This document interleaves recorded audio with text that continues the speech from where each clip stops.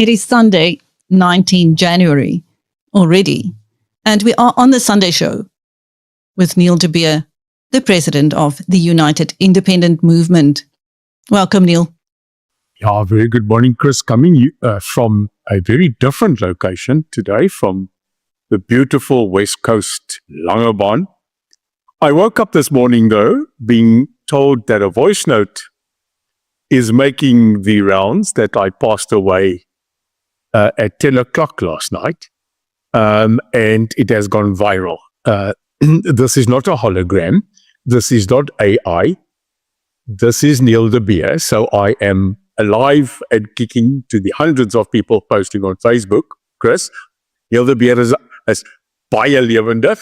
And yeah, beautiful. Chris, and just to tell you, you might as well open another business office in Langebaan, because the amount of people that came to say hello and say they love our show, thank you so much. And to Ilse and Devon from the Eastern Cape, I promised them, you and I will give them a very special shout out. So to everybody, it's good to be back. And at times, Chris, we want to go overseas to see miracle beauty. We don't have to. We have a beautiful country, just bad management.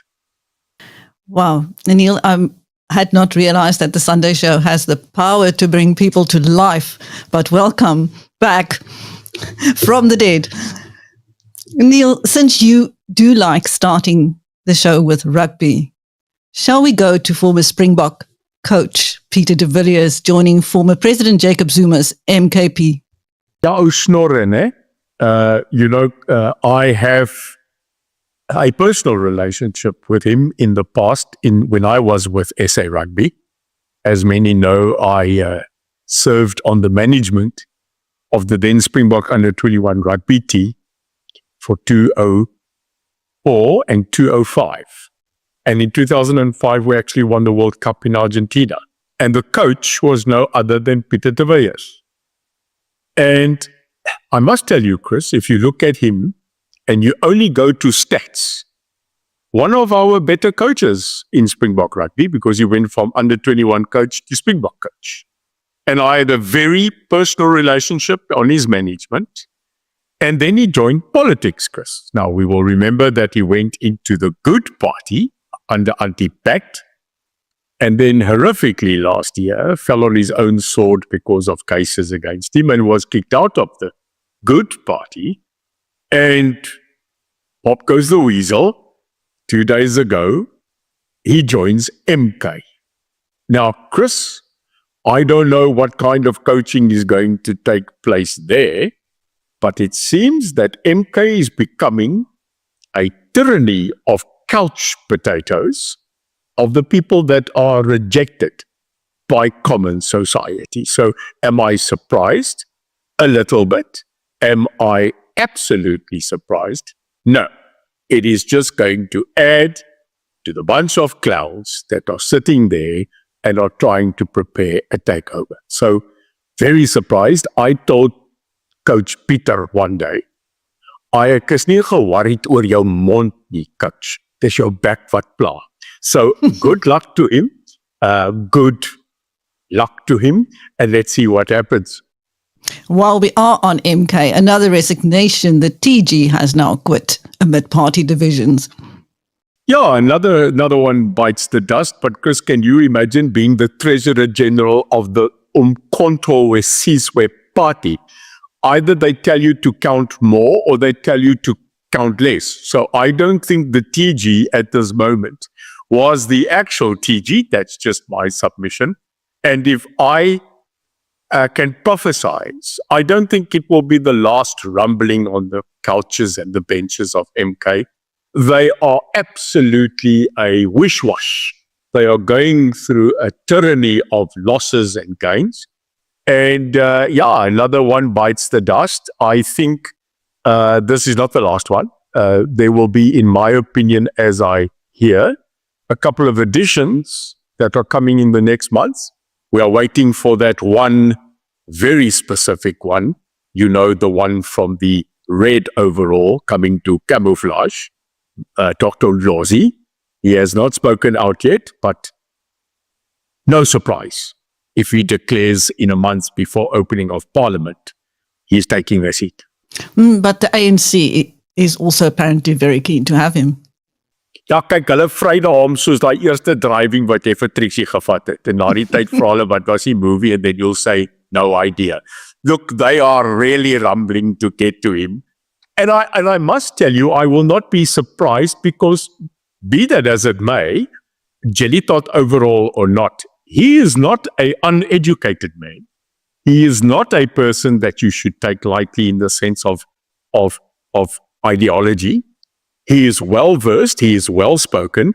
I remember in the parliament, he was frequently getting up and laying down quite credible lines. You know, he has a doctorate, he didn't buy it.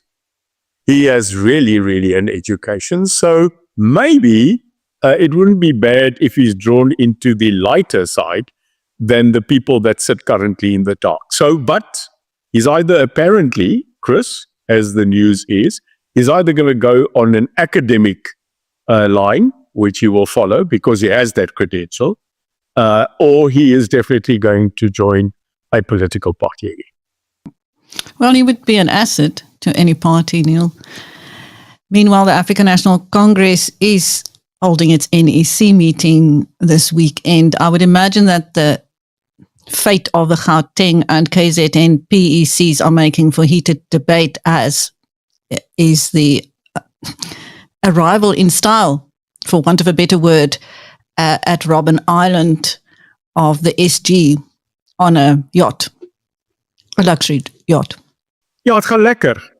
Ja, dat gaan lekker, né? It's going well.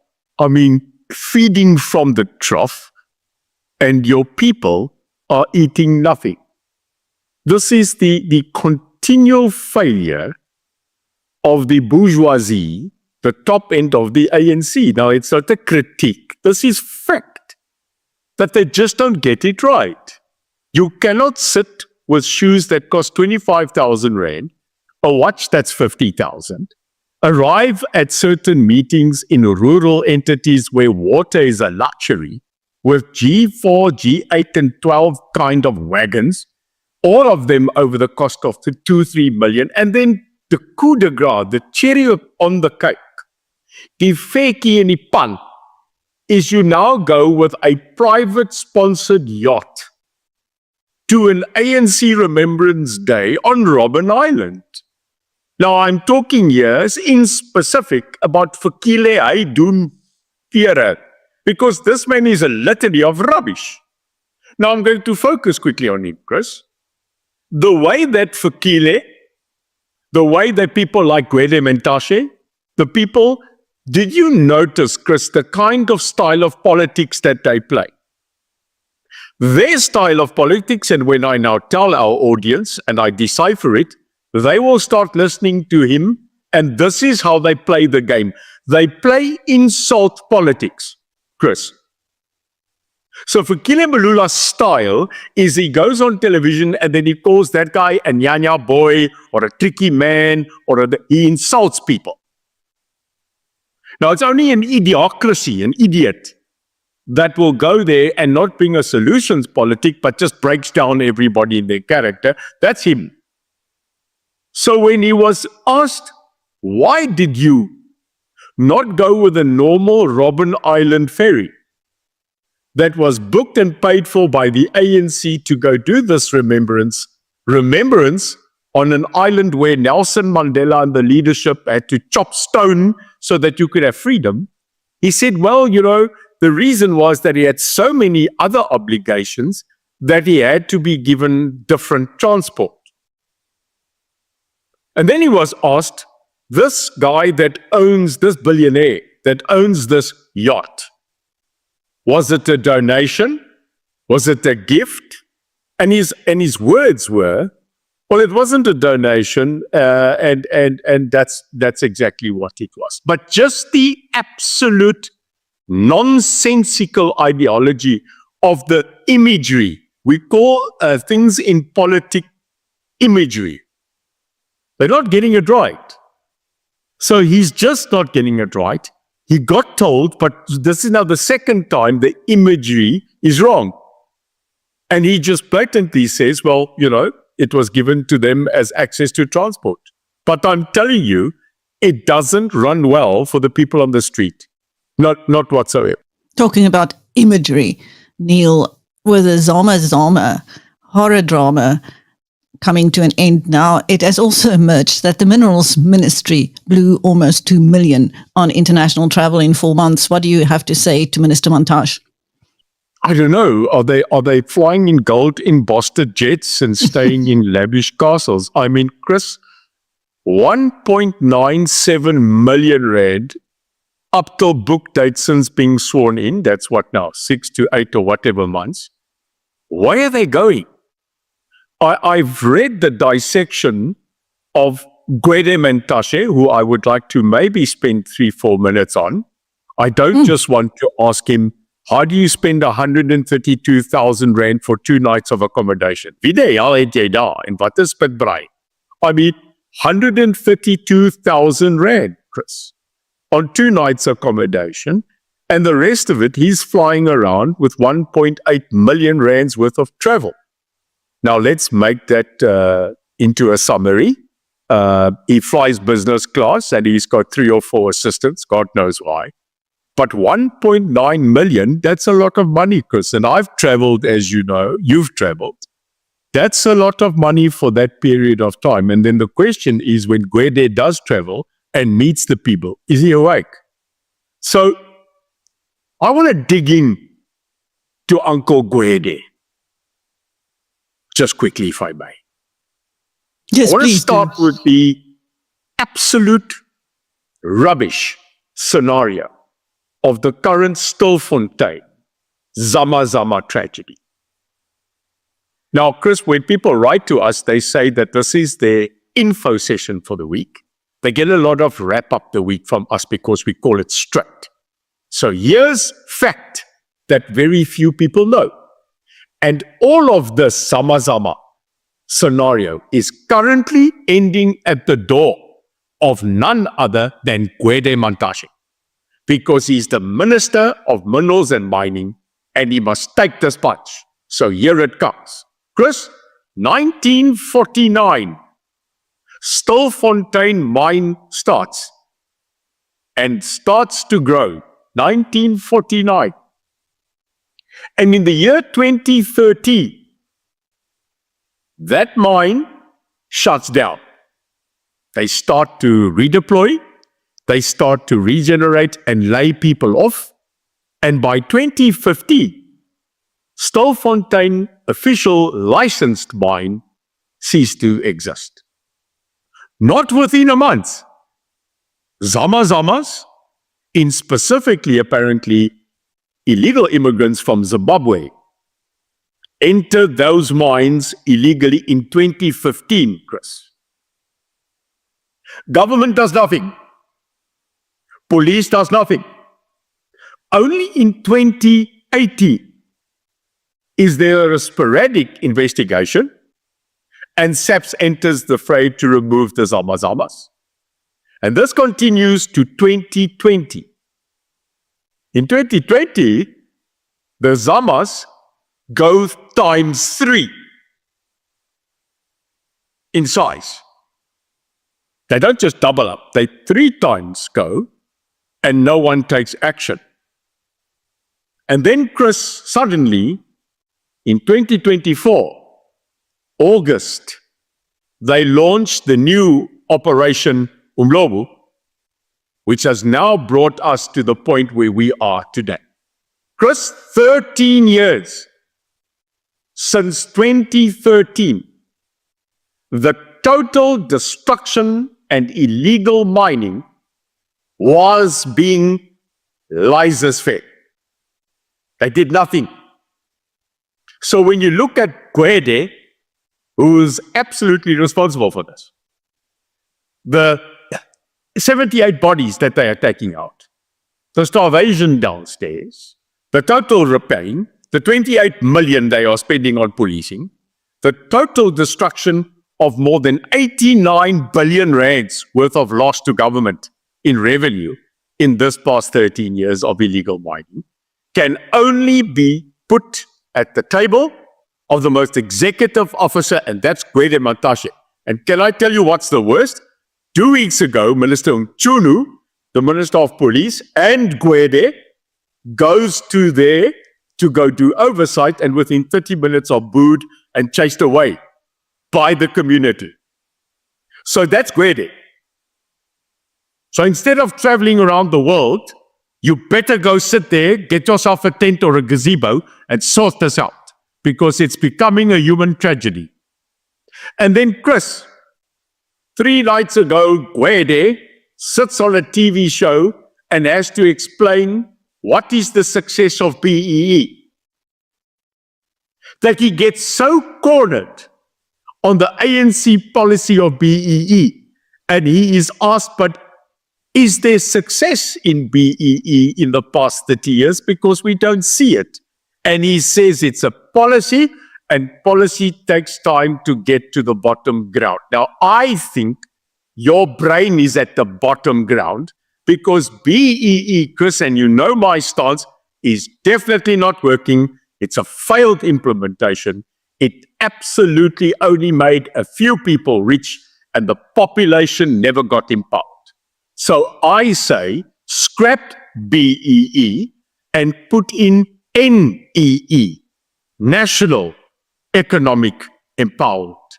And he sat there as he was chewing an old Wilson toffee, and he couldn't answer. And I said, embarrassing. This is the chairman of the ANC. So I'm sorry it sounds harsh, but that man, as you can now see, is failing on so many sides. And the things he's failing in, Chris, are critical. These are not small, young things that he is failing. Quite new. Meanwhile, many secrets from the apartheid era have gone to the grave with former spy chief Neil Barnard. Now, I had my run-ins with him and you had dealings with him. I will leave it to you to comment.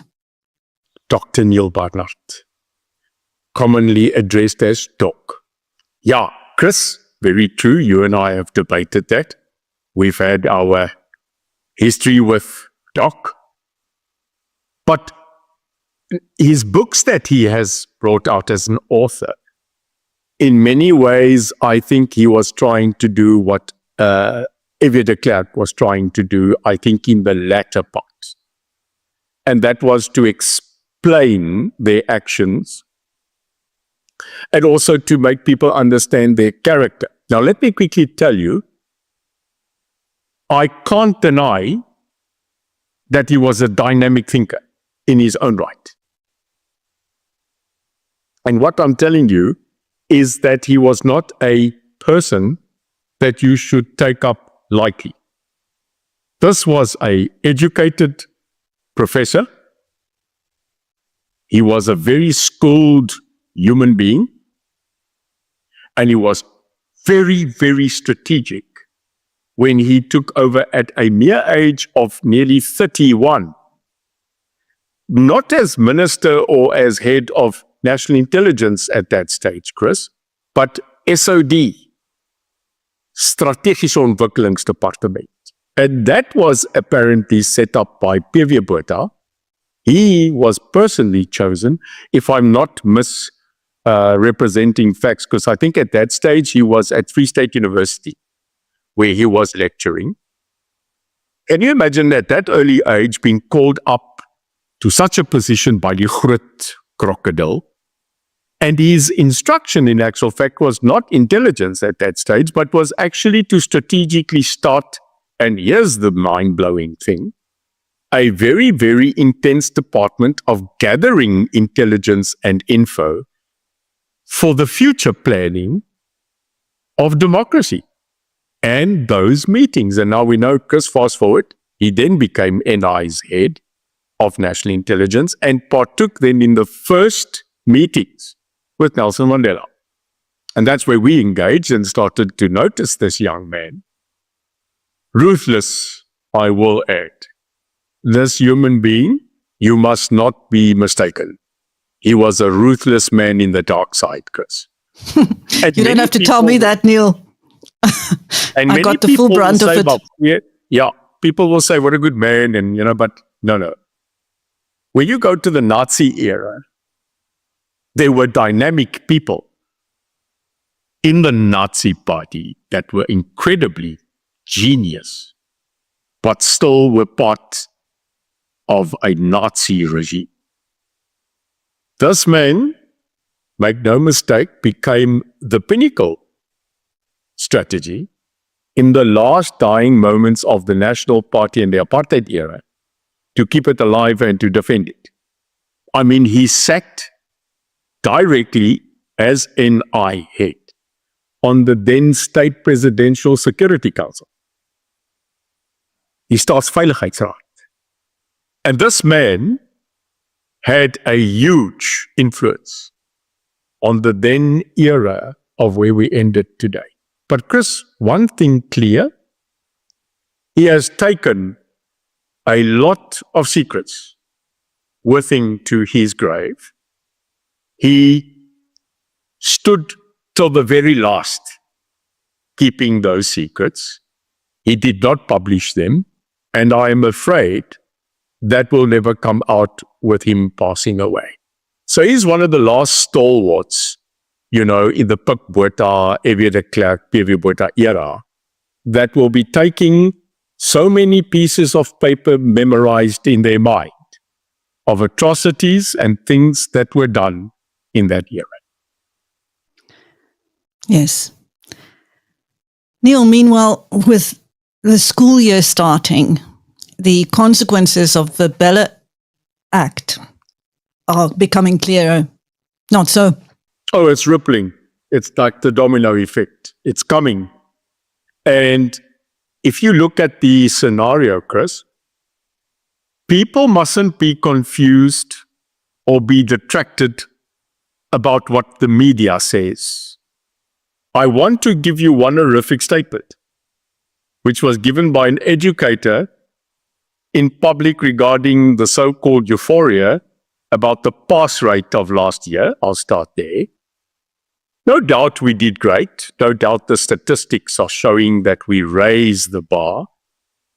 But Chris, here's a very, very sad statistic. Do you know that when they took the class of a specific time, 2013 until graduation, that it started with, may I call it a figure of, let's say, 1.2 million that went in? And did you know that out of the 1.2 million people that went in at start of school, 660,000 were the only ones that graduated?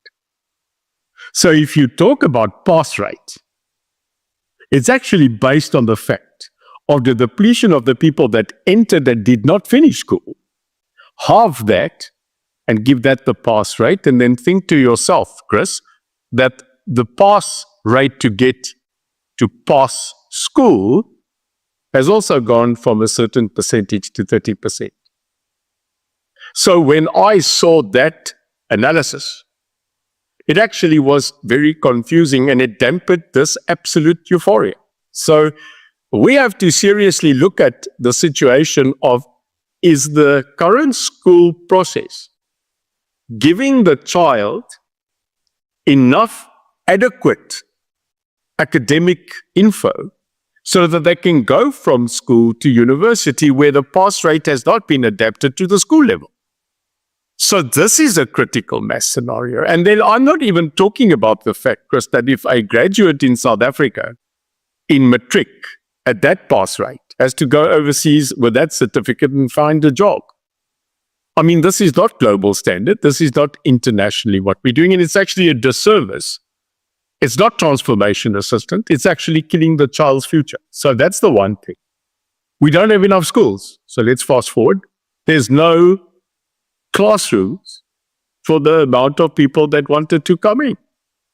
Our favorite friend, Mr. Lesufi, says that, yes, they recognize that, and here comes the Bella Act, which he is the biggest supporter, promoter. These are his words on SABC. Not one child in this province of Gauteng will be left outside, and due to legislation and the new regulations. We will put them where we find space, and that's his declaration. That sounds Bella to me. And the other shocking thing is a mother writing to a newspaper saying, I wanted to place my child in a school, but 250 people that are not South Africans got the classes first. So here's fire. Hier's nou hout, blitz, vlamme en rook all together. People that are not in areas taking over schools, people that are not in this country taking schools, the inadequacy of getting enough schools built and classrooms available. And I'm sorry, still today, they have now extended by a week, Chris, the allowance of people still to apply to get to schools. And then I don't even want to go into the next nightmare, and that is the period when people go back to university. Because when you look at universities, at NSFAS, dit is nou waar jy 'n absolute jelly tot trifle. This is 'n gemors. And they know it's coming. And every year they are caught with pants, shirt, and bra off. Daar's niks. And what do?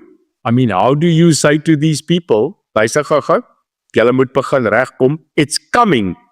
And I'm sorry to tell you, Chris, it's going to be a dismal failure for the students at universities as well. And it's not fair, it's not right, because these young people are the future of our country. We'll be talking about that again in other Sunday shows, Neil. Thank you for today's, and I'm grateful that you turned up alive. What can I say? The immortal Mr. Neil de Beer, the president of the United Independent Movement, on the Sunday show with Biz News, and I am Christine. Thanks, Chris, and a great week for all our adamant supporters and viewers. And that don't support us, will win you over piece by piece.